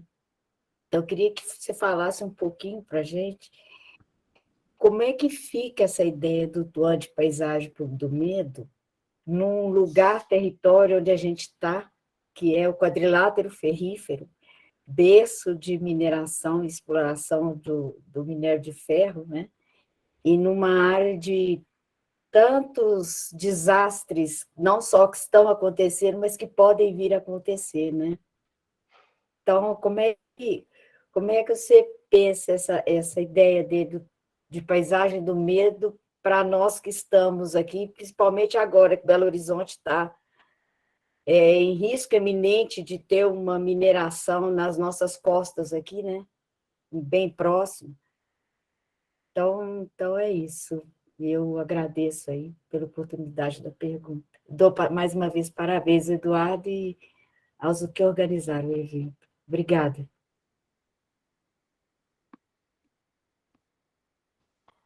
Eduardo, para fechar esse bloco, tem um comentário da Gabriela que, do ponto de vista da psicologia ecológica, né, a percepção do mundo desse ponto de vista somente é possível pelo deslocamento, é algo inerente. E a gente está encaminhando para o final, né? Então, Acho melhor deixar o talvez... Rafael perguntar, né? Oi? Não é melhor deixar o Rafael falar? Gente, o Rafael, perdão, Rafael, eu vi seu rostinho aí e pulei, desculpa. E tem o Rafael, desculpa, Não, sem problema. Né? vontade. Minha pergunta não é tão importante assim também, é mais para contribuir com o encontro, né, com o evento. É muito bom, Eduardo, sempre te ouvir. Falar aqui de Belém, então um abraço a todos que estão aqui de Belém. É uma pergunta mais de querer conhecer, de aprofundar. Eu não tenho também muita leitura de Tuan, mas pensando que o Tuan, o para além do Tuan, a paisagem, desde Dardel, né, aí você tocou nessa palavra, sempre se remete à expressão, né, uma expressão. Então, desse lado, há uma problemática ali, da linguagem, então, da paisagem, como é que ela está, se ela já tem algo desenvolvido, ou é algo que pode ser pensado, que, hora ou outra, chega com o Dardel ou não com o Dardel, o geografia humanista, trabalha a palavra expressão. E expressão remete não só, mas remete à linguagem. Aí a linguagem pode ser um sentido mais largo. Uma outra palavra que você também remeteu para falar de paisagem, desde Tuan também, foi a palavra valores, né? E aí você até terminou colocando a paisagem como um plano de transformação, né? Então, nessa segunda palavra, há uma problemática também axiológica na paisagem? Pode haver, tem algum tipo de desenvolvimento, né? E a axiologia levando, como que trabalha com a teoria do valor e levando para o lado da estética, mas sabemos que tem uma discussão estética da paisagem, mas há uma discussão, ela pode levar a uma discussão moral, ética, já que essa paisagem, então, ela não é só algo externo, já está nesse entre, né? Ela é psicológica, enfim. Eu gostaria mais só mesmo de ouvir você. Eu sei que são questões muito amplas, mas é só para vir trazer e contribuir. Parabéns ao encontro. Obrigado. Muito obrigado. Ah, posso falar? Só para dizer que a gente fecha, né? Fecha agora com esse bloquinho, com esse bloco que já está bom. E eu queria aproveitar e te pedir para, nesse fechamento, dizer alguma coisa para as pessoas que estão aqui, que são da área do lazer, e assim, a gente acaba que procura a geografia humanista para compreender os motivos pelos quais o ser humano tenta ir para o fundo do mar, ou tenta ir para o alto da montanha, de bicicleta, ou a pé, passa dias caminhando, passa perrengue, passa frio, e tem uma relação com o risco, tem uma relação com a paisagem, é uma relação totalmente do campo da corporeidade, né? Para viver uma experiência de lazer. E eu queria, se você pudesse incluir na sua resposta mega, algo que orientasse. Eu sei que não tem como, né, a gente discutir todas essas questões relacionadas às atividades de lazer no ambiente, até porque ainda tem um ambiente urbano nessas atividades de aventura, mas assim, alguma referência, algo que ilumine os estudiosos do montanhismo, da escalada, enfim, do kitesurf, do mergulho, e por aí vai. Temos todos os representantes aí, tem gente da Amazônia que está falando de turismo de base comunitária, e todo mundo tentando entender a paisagem relacionada ao lazer. Então, se puder dar uma luz, e aí eu já deixo mais ou menos dito assim, que talvez a gente, né, se você gostou do Caparaó, se a turma que você trouxe gostou do Caparaó, a gente está muito aberto a conversar, a dialogar, a trocar. Estamos aqui de braços abertos, um grupo novo, mas que está muito disposto a aprender e trocar. Mas, então, depois no final eu te agradeço, mas era só para deixar essa questão. Obrigado. Então, sabe que a Valéria é da UFMG aí, ó. Ela tá aí do lado da sua casa aí. Se escolher, ela mora no mesmo bairro. Ó.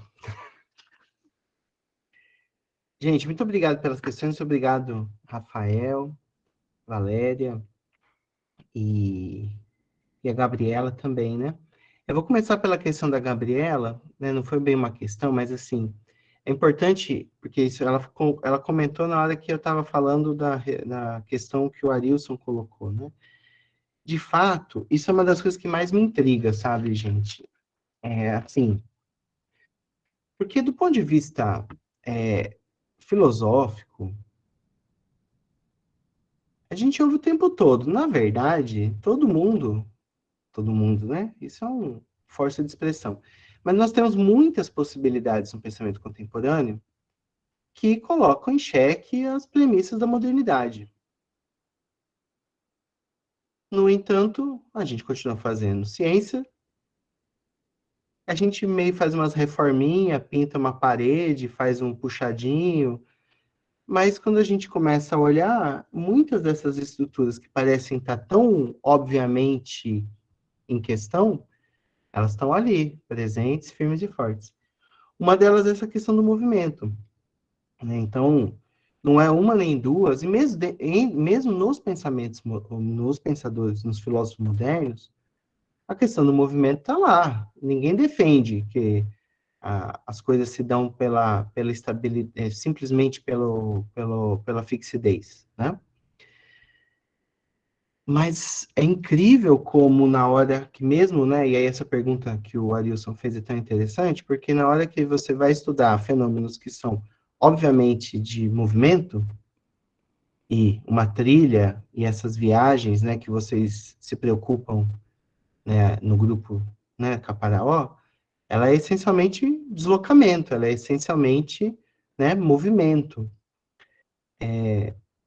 Mas parece que nós estamos muito tranquilos de na hora que a gente vai fazer a nossa justificativa, aquela que eu respondi ao Roberto antes, a gente dizer, não, mas por questões metodológicas, eu defini esse período, eu vou falar desse ponto e daquele ponto.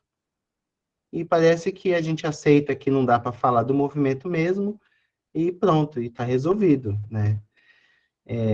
Então isso é é muito curioso, né? Isso é um pouco o que para mim reverbera, às vezes na forma como a gente lê os autores. Nós lemos com essa cabeça, né, com esse jeito de ler, que substantiva tudo. E quando eu falo substantiva, é a mesma coisa de dizer que cessa o movimento, estabiliza, cristaliza, cerceia, né? Então, a psicologia, a Gabriela lembrou bem, né, mas a filosofia também, se você pegar o Hegel, o que é o pensamento? O que é a consciência, se não movimento, né?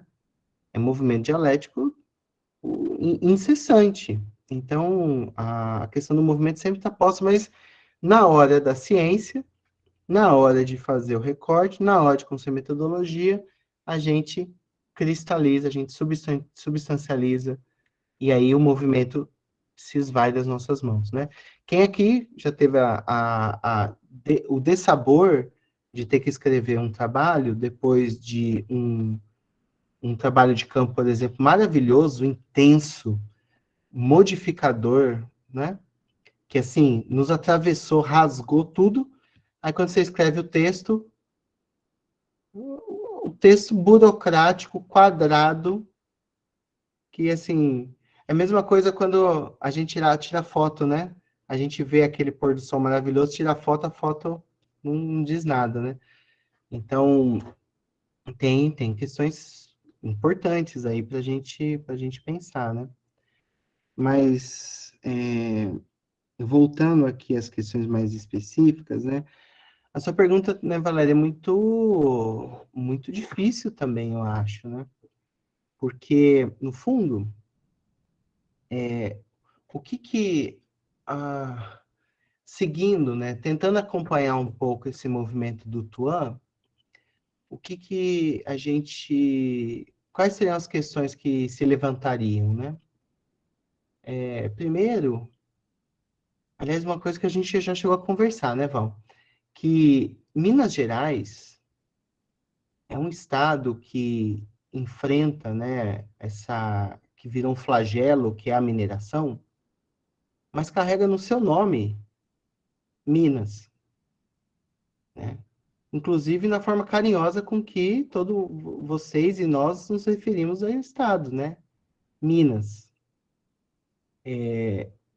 Então, Minas, ele não é apenas uma atividade econômica que acontece circunstancialmente nessas posições no plano cartesiano do mapa, né?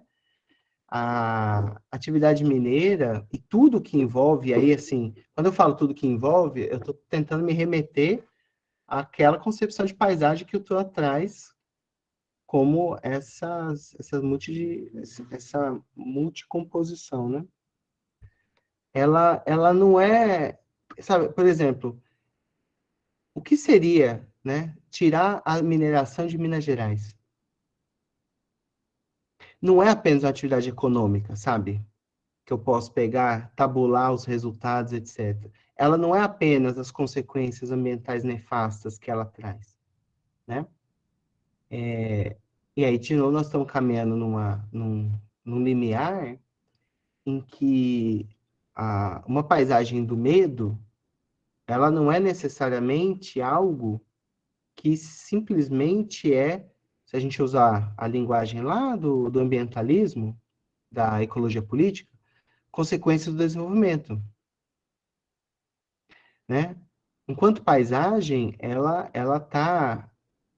tem uma espessura que vai muito além, né, seja da atividade econômica, seja de uma composição material, né, da forma urbana, enfim. De uma certa forma, a mineração, estando pertinho de Belo Horizonte ou não, ela já constitui uma paisagem do medo, né? Ela já atravessa essa paisagem mineira, né? E do quadrilátero ferrífero com muita ênfase, né? Com toda certeza. Enfim. E isso tem um pouco a ver, né, com a questão que a Thelma coloca, que eu acho assim, né? O potencial que a paisagem tem enquanto pensamento é justamente por ser, embora seja um conceito moderno, ele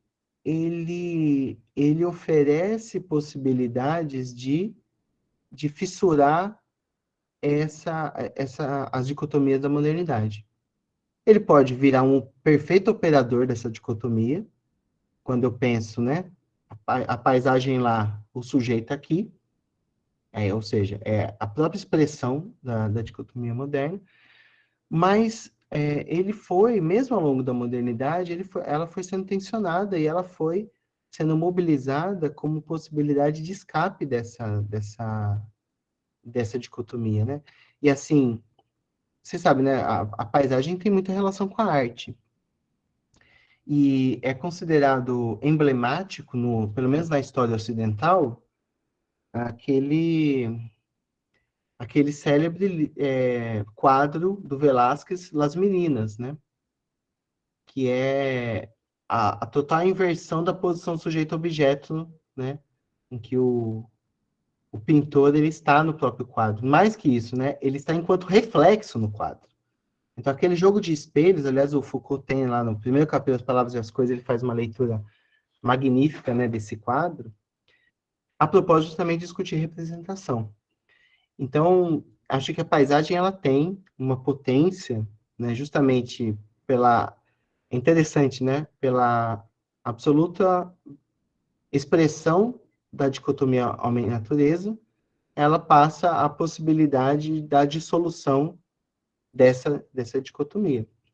E aí, isso é muito interessante quando a gente pensa em viagem, quando a gente pensa nessas práticas ao ar livre, né, que eu acho que tem conexão também com as questões que vocês abordam, porque a paisagem ela não é meramente aquilo para onde eu vou e o que eu vou poder ver lá, né? Mas é esse conjunto, se a gente usa bem a linguagem do Tuan, de estado de alma, que não só estar naquele lugar, mas com aquela disposição e com determinados valores, eles podem acontecer, né? Então, essa dimensão da busca, ela é importante, essa perspectiva de desejo, né? De busca, e de determinados valores que, evidentemente, é claro, quando a gente às vezes fala do turismo, né? É claro que passa por construções de mercado, passam por construções de possibilidade de venda do lugar, etc., etc., mas que também carregam valores que são compartilhados em outro âmbito.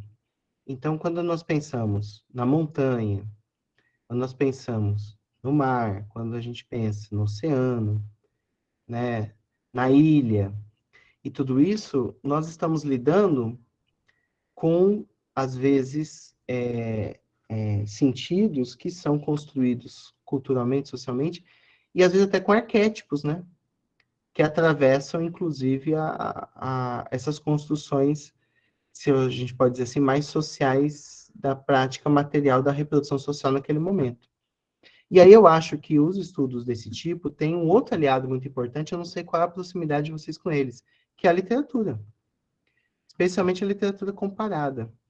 Vocês sabem que tem uma... Eu acho que até eu cheguei a mencionar isso com a Thelma, quando ela esteve lá esteve lá, igual aqui nesse momento com a gente na Unicamp, eu tenho uma orientanda aqui, co-orientanda, na verdade, que faz doutorado na literatura comparada, na URGS.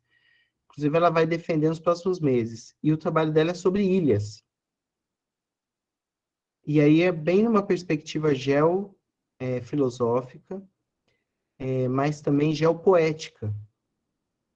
E essa perspectiva da geopoética, tem várias vertentes dela por aí, né?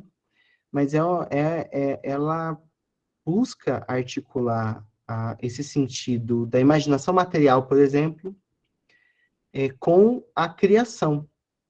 Então, não é apenas também naquele movimento das representações e como que elas nos influenciam, né? Mas é como essas imagens, esse diálogo com arquétipos, com a força propriamente da imaginação material e com valores sociais e ou humanistas, eles se tensionam e se relacionam em determinado contexto, né? Então, de novo, né, dentro daquelas perguntas que o Roberto fez, eu não acho que nós vamos chegar que, olha, o que faz alguém querer o oceano é o sentido da amplidão. Tem muitas coisas aí, né? Então, de novo, se a gente tenta chegar a alguma coisa mais fundamental que outra, eu estou muito mais no fundo sem fundo, né, do que na ideia de que a gente consegue achar alguma coisa muito assim, né? E muito nessa da produção da diferença. E é interessante, porque as perguntas que o Rafael fez, acho muito legal, Rafael, as duas questões. Obviamente eu não tenho... bom, o que eu posso dizer é o seguinte. De um lado, eu acho que tem uma coisa interessante para pensar paisagem, e que vale a pena pensar mais, que é justamente a relação entre geograficidade e geopoética, né? Muitas vezes, a geopoética, ela aparece como o elemento da expressão, né? Enquanto a geograficidade, ela estaria ligada mais a uma ontologia, né? Eu acho que nessa relação entre as duas, tem coisas interessantes a ser pensadas. E tem uma outra que alguns autores chegaram a trabalhar, mas também não foi muito desdobrada, é a geoética, né? Então, geoética, geopoética, geograficidade, né? Eu acho que todas elas estão... a gente ganha se a gente pensá-las em conjunto, né?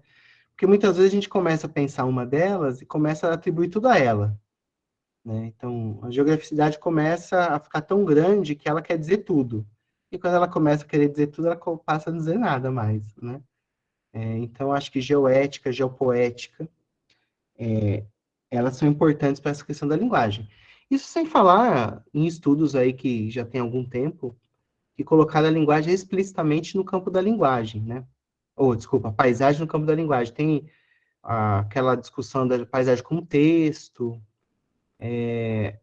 ou mesmo perspectivas bem culturalistas, né? Que trazem a paisagem para o campo da linguagem, mas um campo da linguagem, uma linguagem, eu diria, descorporificada, né? Uma linguagem que não é terrena, não é aterrada, né? E, de uma certa forma, o Dardel, ele aponta, né? Ou ele aponta, porque ele não desenvolve, né? Mas ele aponta para uma paisagem que é expressão, é linguagem, mas é uma linguagem terrena, né? Terrestre. E acho que aí tem coisas interessantes para a gente pensar. E, certamente, esse campo da axiologia, a geografia meio que abandonou, né? Eu acho que meio que abandonou. Esse campo da geografia humanista tocou ele diretamente, especialmente a Annie Butmer e o Tuan, mas eu não vejo isso como um grande campo de interesse, embora me pareça muito importante, né? Porque, em grande medida, isso ficou na chave do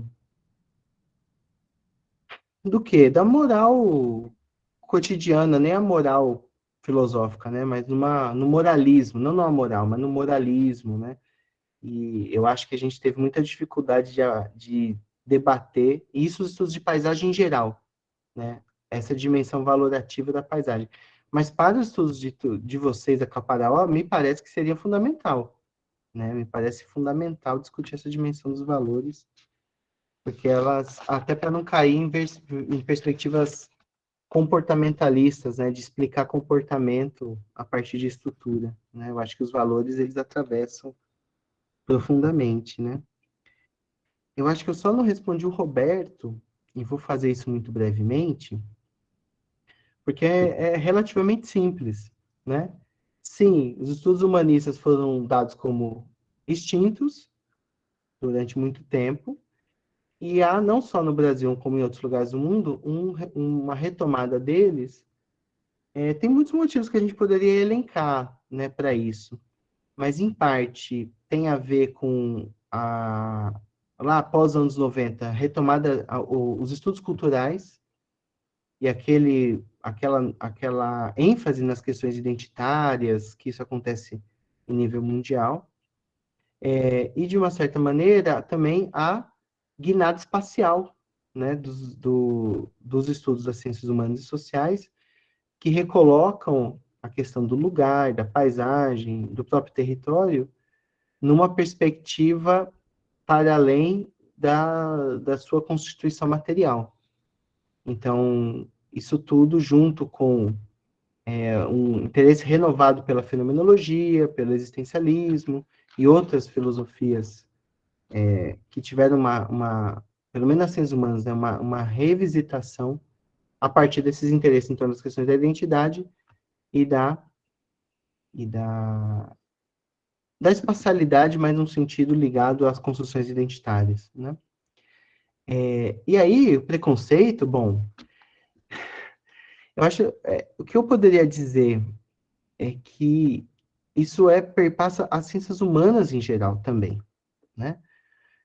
Vertentes do pensamento das ciências humanas e sociais que não oferecem instrumentos, seja para o planejamento territorial, seja para os movimentos sociais, ou seja, que não consegue demonstrar uma utilidade prática direta, eles tenderam ao longo do tempo a terem menos espaço, justamente porque nós não vivemos, a tradição das humanidades não tem prioridade em uma maioria dos países do mundo quando a gente fala em termos de ciências humanas e sociais, né? A gente tem uma ligação muito mais forte com a tradição durkheimiana, comtiana das ciências sociais, né, e o seu positivismo original do que com a tradição das humanidades. Então, nesse jogo de forças, assim como Durkheim ganhou naquela época, a gente, de uma certa forma, vive essa situação até hoje, né? Isso é geral, não é na geografia, né? Quando o diálogo é mais com as humanidades do que com a tradição das ciências sociais, há sempre dificuldades, né? Assim como os marxistas, né? Hoje em dia, a teoria crítica, na maioria dos países do mundo, é considerado como completamente secundário, né? Se é que não é terciário em alguns lugares. E a geografia é filha desses mesmos processos, né? Ainda mais que a gente tenha na tradição no Brasil, da tradição da francesa, muito forte, não que tenha só a tradição francesa, né? Mas teve lá na Constituição, a gente passou muito tempo aí entre o neopositivismo e entre a teoria crítica, né?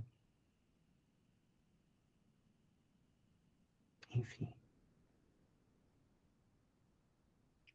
Acho que eu falei de tudo que eu tinha que falar, né, Thelma? Ou não? Falou, mas dá vontade de continuar ouvindo. Nossa, Eduardo, não temos como agradecer a sua presença junto conosco. Como eu falei, gostaria, e tenho certeza que todos os outros membros do grupo, nós gostaríamos que fosse a primeira de muitas. Todos os outros que nos conhecerão agora estão convidados a participar. Sempre a gente tem o Trilhas do Caparaó com algum encontro, com alguma temática bem variada, né? Porque o nosso escopo é muito grande, então tem sempre pessoas da área prática, da escalada, enfim. Tem sempre temáticas variadas para a gente discutir. Então, estão todos convidados. E muito obrigada mesmo. Sua agenda, a gente imagina que seja apertada, então conseguir um tempo, né? Se disponibilizar para estar aqui com a gente. E tenho certeza que todos fomos muito beneficiados com essa tarde, muito prazerosa. Obrigada mesmo, obrigada a todos. Obrigado, Thelma. Obrigado a todo mundo que acompanhou e eu estou à disposição aí do grupo. Vamos pensar mais coisas juntos aí. Beleza, então. Beijo, gente. Obrigada. Obrigado. Boa tarde. Boa tarde. Abraços.